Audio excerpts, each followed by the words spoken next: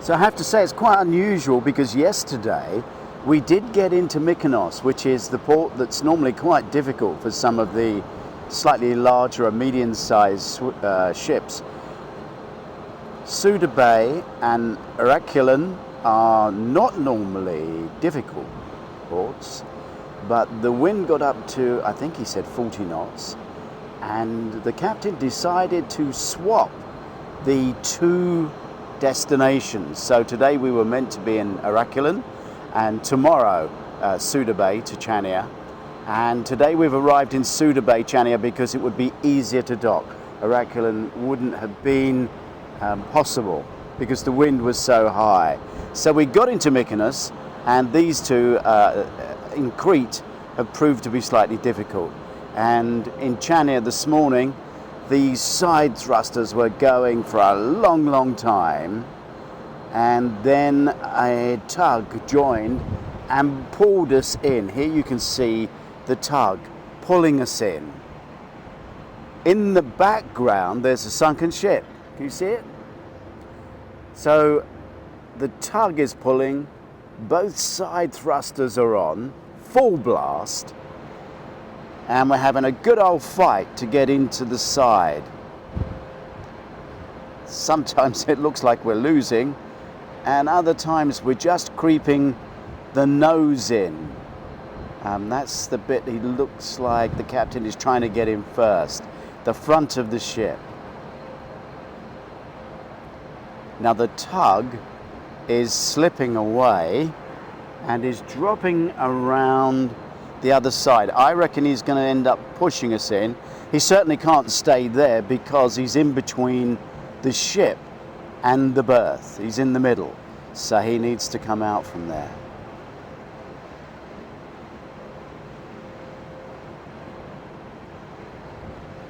Looks like we're going out a bit now. I guess overall we're getting closer. Yes, the tug's round the back now and is lining up to push. There he goes, pushing, full thrust. You can see the power of the tug and the side thrusters working together there. But it does mean the tug is having to go against the side thruster, which must be pushing him away. Yet the tug is actually drifting away now. I think he's going to reapproach and come in somewhere else, so he's not fighting against the side thruster of the ship. Here he comes.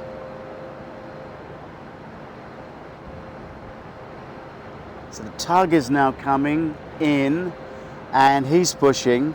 So we have two side thrusters on full blast and a tug pushing in as well. So the power of three working us into the berth here at Souda Bay. Yesterday in Heraklion, it was actually the first day of their season, so you'll see from our film here on Doris Visits that they were still painting and setting things out ready for their long summer season. Please remember, hit the subscribe button and like this film. We have over 500 port guides on Doris Visits, and we love you to be here so that you hear when we're releasing a new film. And up this week we're going to have the film on Mykonos, which joins some of the others. We'll update Chania, and we'll update the ship tour for the Azura. So please subscribe to Doris Visits. The deputy captain speaking from the bridge, and a very warm welcome to a very windy, shiny Souda Bay, when local time is now 8:27. Pleased to tell you that Azura is now secured alongside our berth. All our arrival formalities with the local authorities are complete, and guests may now proceed ashore. Before proceeding ashore, please be aware that we have established a secure zone around our vessel, and our security procedures require that you must be prepared to show your cruise card to enter this zone, in addition to showing it to the security staff at the gangway when leaving the local. So we have 3 tugs this morning helping us stay against our berth here at Souda Bay. The little tug that helped us get in. We have the big tug that's holding us in, and the fellow tug that had to hold the big tug straight as we were held against the edge. Well, a successful docking here at Souda Bay. Well done, Captain. He's managed to bring us in safely to the side. The gangplank is out. So the gangplank, it's the gangway. It might be a bit like a gangplank today though, with this wind. I guess you have to feel sorry for Kieran Phillips. He has no idea what he's walking into.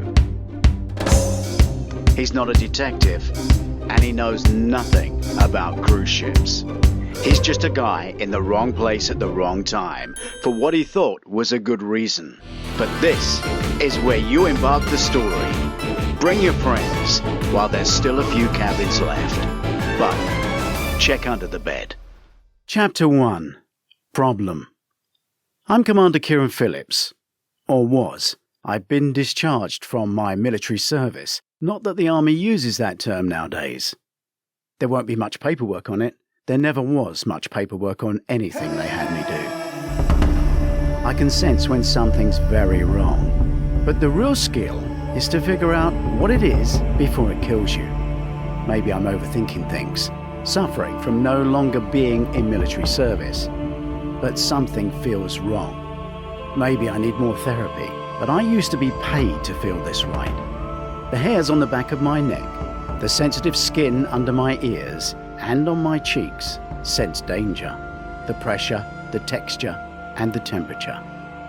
The air in this small plane has been less fresh than on my long-haul flight, but now the doors must be open.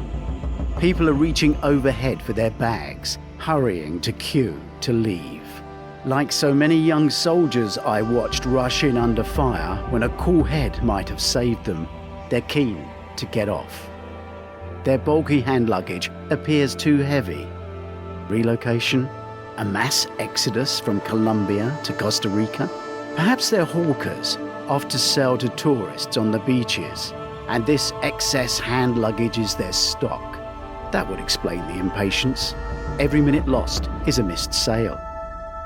Stand up and join the queue, I tell myself, but I remain fixed in the penultimate row at the rear of the plane. The larger part of me is not ready to stop profiling others and join civilians. I never asked to be a real civilian. I changed planes for the second time in Cartagena after a long flight across the Atlantic, so I'll have to wait for my checked-in case if it managed to follow me. My hand luggage is 2 uniforms. Parade for a casual event, and ceremonial for formal evenings. Plus black boots.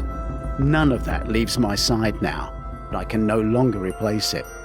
Everything else I own is replaceable, and stowed below, hopefully. I'm wearing civvy hiking boots, just in case I can get to see Braulio Carrillo National Park before we sail. I'm ready to dump bags and run, although I suspect that's a long shot. A travel day often vanishes, and so far, this has been 2 days, 3 planes. I feel the heat now, but I'm used to that. I convinced myself that the queue at immigration, then a wait at baggage reclaim, will put me behind the semi-locals with their excess hand luggage arguments at customs. So I should stay put. But the real reason is the woman behind me. I can't turn and look, but I noticed earlier. She's built like an athlete, wide shoulders, toned arms. She hasn't moved either. An athlete would be up and in this race. She, however, has a worrying coolness and is waiting for something. Chapter 2. On my 6. No one should be carrying a weapon, even though this is South America. They all went through security. Except airline security can be a joke. Did you pack your own luggage? Are you carrying anything sharp?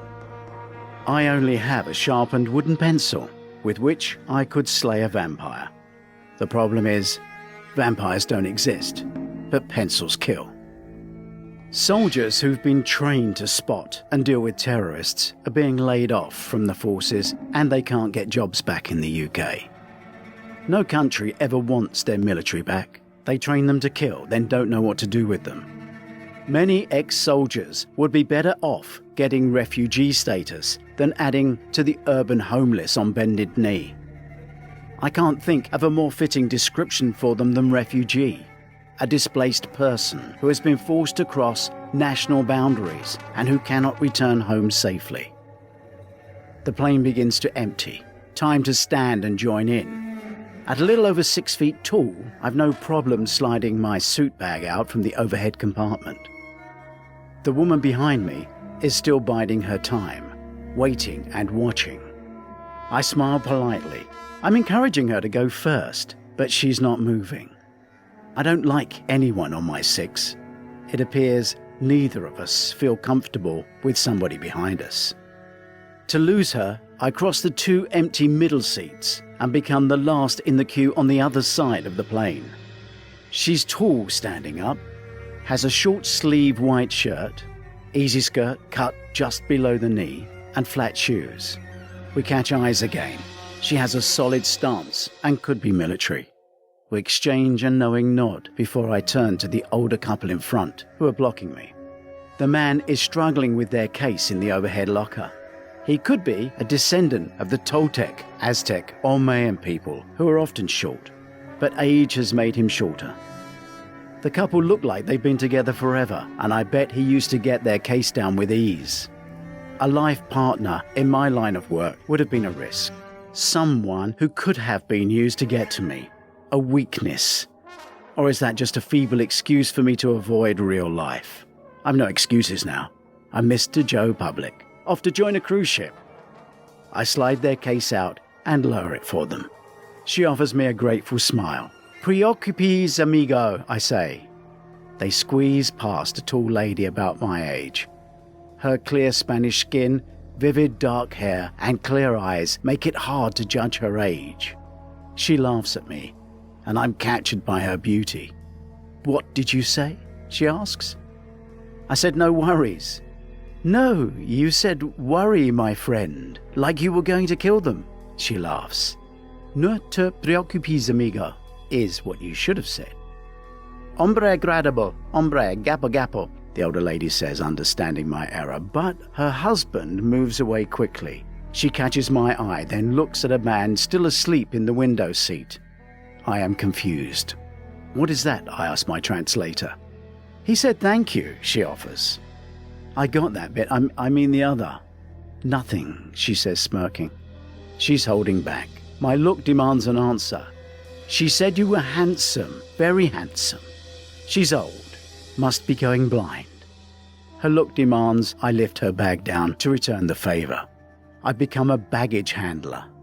I was one for a while at Beirut International Airport when working undercover, before the attacks, before the name was changed to Beirut Rafik Hariri International Airport. If the sleeper is her husband, why doesn't she wake him? Why doesn't he lift her bag? No, she shows no connection, and her clothes are far more expensive than his. They can't be together. I retrieve her case. Immediately, I know why she left it for me. It's very heavy. She guides me to rest it on her other wheeled bag that she will pull off the plane.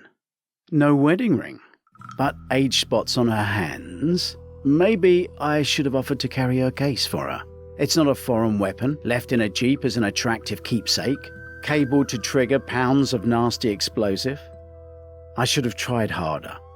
Maybe that's why I'm still single. But why has she 3 bags of hand luggage? Why does everybody have so much junk? I'm looking for trouble that isn't here. Perhaps she'll be on my ship. I ponder. But then again, why would guests be joining a ship here in mid-cruise? Being sociable, I lean over to wake the guy by the window, but he doesn't move. I touch his skin, and it's cold. He's dead. I've felt bodies like this before. It was good I found him and not the Latina sitting next to him. He's not young, but too young to die. The last time I touched a dead body, it was a child spread-eagled on the street, and I was helpless. That child was one too many, and I knew I had to get out. I reach above him and press the button to call the attendant. There's nothing I can do to help him. There's a lot I could do to help the children living in the streets of Syria, but that was not why I was deployed there. The attendant arrives against the flow of people and breaks my wandering thoughts. He seems in a deep sleep. I hope he's okay. The attendant reaches over and comes to the same conclusion I did. But he doesn't want to engage in any kind of hysteria either. "You can go, sir. I've got this," the young man says. It seems he is used to dead bodies as well.